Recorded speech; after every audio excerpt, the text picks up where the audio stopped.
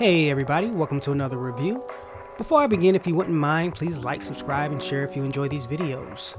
Also, if you want to help the show financially, my Patreon info is in the description down below. And with all of that out of the way, let's get to this review. So The Crew is a comedy sitcom on Netflix starring Kevin James. The show revolves around a NASCAR crew chief, Kevin, and his racing team dealing with a brand new boss, Catherine. And Catherine is determined to turn this failing team around, and that's pretty much the gist. To be honest, I had no interest in this show whatsoever because of the style, which is a 90s show with a laugh track.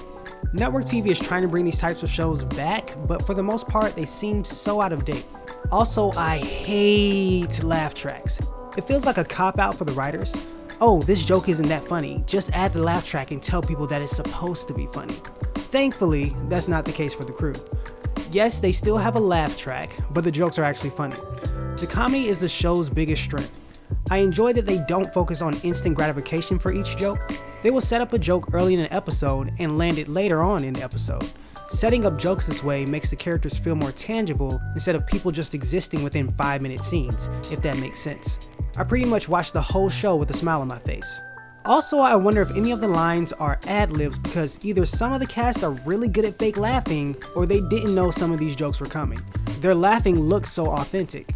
The last thing I'll mention about the comedy is the product placement. Sometimes they use it well by making jokes about it, but most of the time it's just straight in your face, and that can become distracting. But moving on, I have a question. Why isn't Kevin James in more things? This man is so good. I love the way that he delivers his lines. A joke can try to be as funny as it wants to be, but if it's delivered horribly, you're not going to laugh. Kevin James delivers every single joke perfectly. I really wish Hollywood didn't have this cookie cutter mold of what a romantic lead should look like, because I think Kevin James would be an amazing lead in a romantic comedy. I know he was in Hitch, but that was really a Will Smith movie.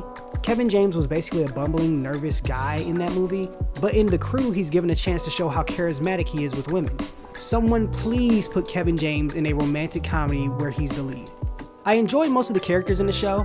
Kevin and Beth's friendship was probably my favorite to watch. You would think that they had been friends in real life for many years, and I wanted more one-on-one time with them. Prior to watching The Crew, the only cast member that I knew was in the show was Kevin James, so I was surprised to see Gary Anthony Williams in it. The last show I saw him in was I'm Sorry, and he's really great in that show. If you haven't seen it, please go watch it. It's a fantastic show, and at this time of recording, it is also available on Netflix. The only characters that bothered me were Jake and Catherine. I didn't hate them, but I didn't like how inconsistent they were. Jake plays this dumb character in the show. The show is very inconsistent with his level of intelligence. Sometimes he's a complete idiot, and sometimes he actually acts like he has a brain. He's almost a completely different person in the last episode of the show. The specific storyline in that episode is about him going on a road trip with Catherine, and he has to be smarter than his usual level or he would clash too much with her. Catherine also changes. In the first few episodes, she is warmer and more engaging. She seems like this energetic type that wants to really make the company successful with all of her new ideas.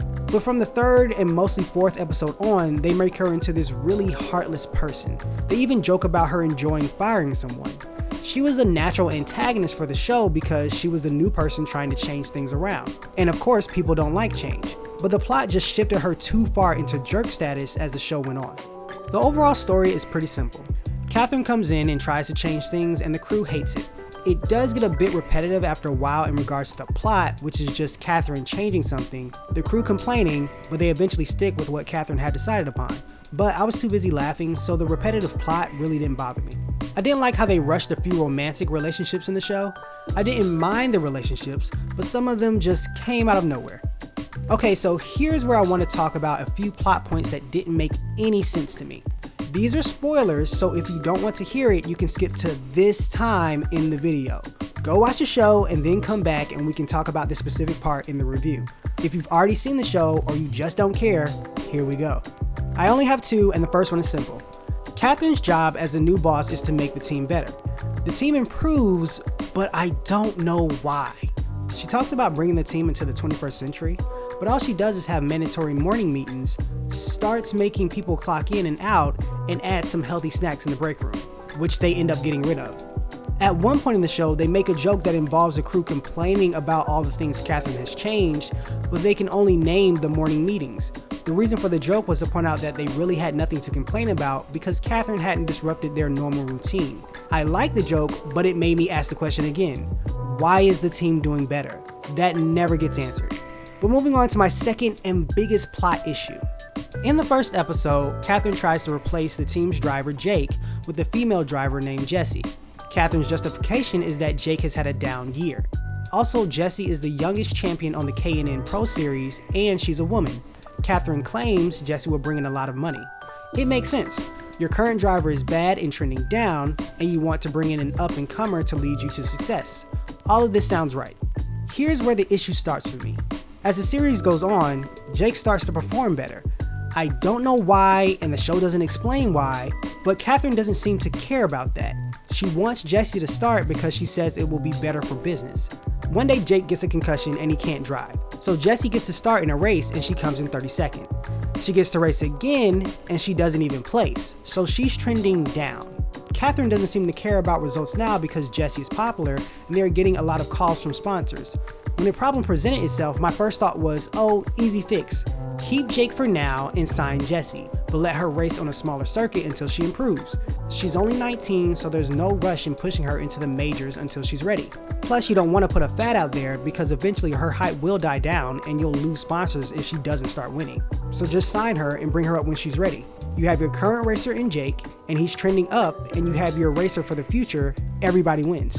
The show eventually realizes this option in the 9th episode.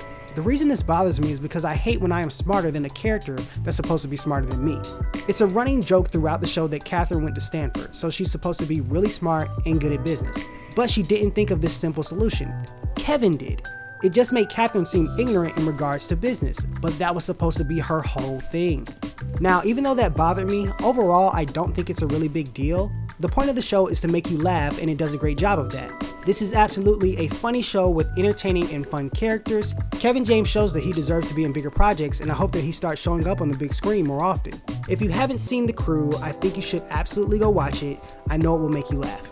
But that's all, peoples. Please let me know if you've already watched The Crew and tell me your thoughts. Let's have a conversation down in the comments. Also, let me know what else you want me to review.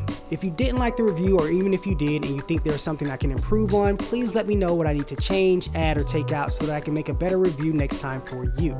Once again, please like and subscribe if you enjoy these videos. Thanks for watching, listening, and supporting. God bless. I'll talk to you later.